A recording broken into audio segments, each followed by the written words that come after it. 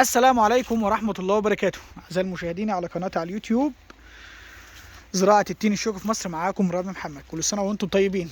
طبعا الناس اللي متابعة السوق وعارفة الدنيا عن التين الشوكي، السوق مولع السنة دي، مولع جدا في التين الشوكي. أرقام بتنقل، أرقام كويسة جدا. ربنا يرزق الجميع يا رب، وتكون سنة ترضي الكل، ترضي المزارع وترضي التاجر، والحباية نفسها بالجودة والطعم الجميل ترضي حتى الزبون اللي بيشتريها. النهارده هنتكلم على سؤال بيجيلي كتير: تكاليف مزرعة منتجة مثلا عمر 8 سنين 9 سنين وهي مساحة مثلا 5 فدان. فالنهارده انا سؤالي ده هيكون ردي على مزرعة منتجة وعمر 8 سنين 9 سنين. فانا حاليا ماشي في مزرعة عمر 8 سنين. تمام. هنتكلم على تكاليف الفدان يصرف كام في السنة في الوقت الحالي بأسعار اليومين دول مع ارتفاع أسعار الكيماويات. فهي دي اللي هنتكلم فيها وهنحكي فيها، عشان كل واحد برضه بعمل حسابه هو شغال ازاي وماشي ازاي. انا النهارده معايا مزرعه زي دي وعايزها تنخدم خدمه كامله، بمعنى انا معايا بند السباخ البلدي. احنا هنا في المنطقه طريق مصر اسكندريه الصحراوي بننزل السباخ البلدي كل سنتين او كل 3 سنين، ولو الارض عافيه كل 4 سنين بننزل سباخ بلدي. يعني ممكن المزرعه تقعد 3 سنين من غير سباخ بلدي، وممكن تقعد 4 سنين من غير سباخ بلدي، وممكن تقعد سنتين من غير سباخ بلدي. لو الارض عافيه عادي ما ننزلش سباخ بلدي لكل 4 سنين عادي، مع الكيماوي والكلام ده كله شغال كله. فاحنا هنحسب حسبتنا كالاتي. احنا دايما الحسبه لما تيجي اسمع الفيديو معايا ومعاك ورقه وقلم واكتب، عشان برضه بعمل حسابك. والمزرعه عمر 8 سنين مثلا دلوقتي تكاليفها هنيجي عامل كالاتي. ايه هو كالاتي؟ انا دلوقتي هخدم سباخ بلدي، بجيب لي المساحه دي كام نقله؟ بجيب لها مثلا 10 نقلات لمساحه 5 فدان. 10 نقلات، ال10 نقلات دول النقله لحد عندي ب 1350، بتنزيلها بتردمها ب 650 جنيه. اذا النقله وقفت عليا ب 2000 جنيه. اذا ال10 نقلات دول واقفين عليا ب 20000 جنيه سباخ بلدي. تمام. هندخل على ميعاد التفطير اللي هو للسنه الجديده. تفطير السنه الجديده اللي هو عباره ممكن يكون 25/12، ممكن يكون 1/1، ممكن يكون 10/1.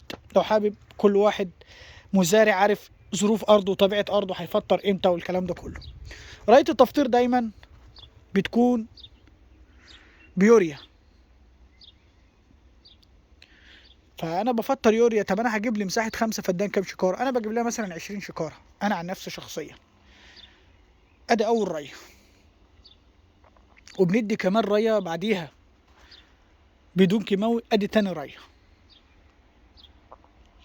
وبندي كمان ريه بكيماوي وهي عباره عن نطرات 33 وعدد برضو 20 شكاره. ادي تالت ريه.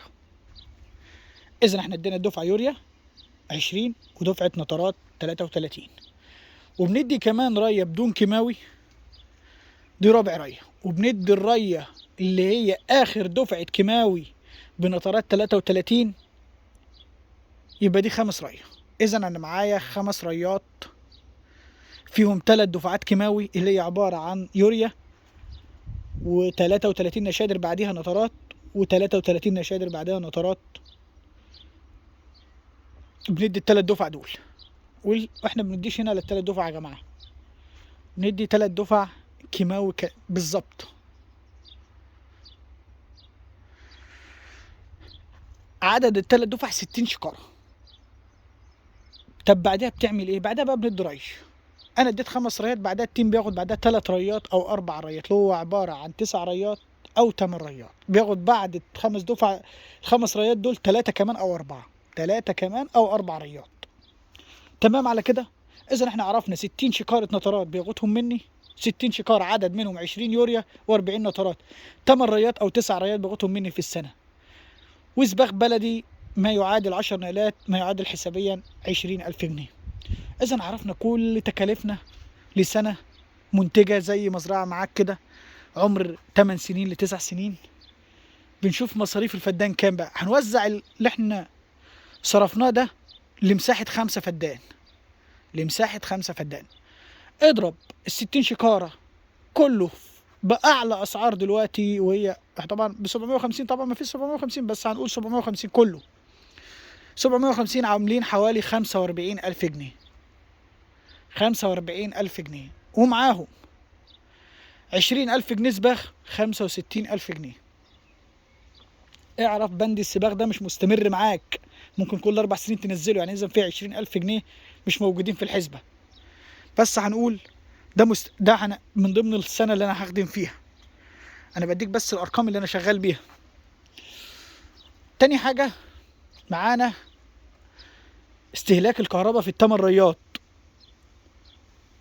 في التمن ريات لمساحة ال5 فدان، يعني هنقول 8. أنا بنحسب كهربتي دايما على 5 فدان بتكون حوالي 160 جنيه كهربتي في الرية. هنقول 8 في 160 عاملين في حدود 8 في 160 عاملين 1280 جنيه.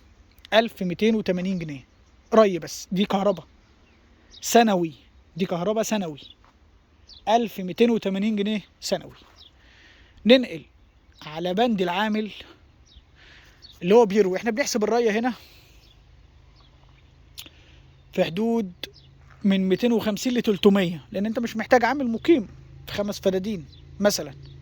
فبنروي، خلي واحد يرويها، بيرويها في يوم، بيكون يومه ده عبارة عن 250 300. بتحسب ال 280 على التمن ريات في 800، في قصدي 300 او 250، هتلاقي حسبتك عاملة في حدود 68,000 جنيه. 68,000 جنيه، في حدود 68,000 جنيه. دي المصاريف ل5 فدان. وزع على 5 فدادين الفدان بما يعادل 13,000 جنيه سنوي، بيصرفهم في عمر مزرعة منتجة 8 سنين مثلا. طب بيع الفدان بكام كلالة؟ بيع الفدان السنة دي ما يعادل 55,000 جنيه و60,000 جنيه. إذا أرباحك من ورا 13,000 جنيه ما يعادل 47,000 جنيه داخلين جيبك من الفدان الواحد. حسبت لك الحسبة بكل تكاليفها والله، ومديها لك بزيادة كمان. مديها لك بزيادة في الكيماوي 750 جنيه الشكارة، ومدي لك ضيف لك بند السباخ البلدي، لأن ما بنضافش لكل 3 4 سنين. دول ضيفهم لك، يعني يعتبر مش مخدومة مزرعة لسه بتغيب. إذا الفدان واقف عليك ب 13,000 جنيه، كسبت من وراه 47,000 جنيه. أدي مصاريف مزرعة عمر 8 سنوات منتجة، بيع الفدان فيها خلال 60,000 جنيه. أنا بكلمك بما يرضي الله. والسلام عليكم ورحمة الله وبركاته.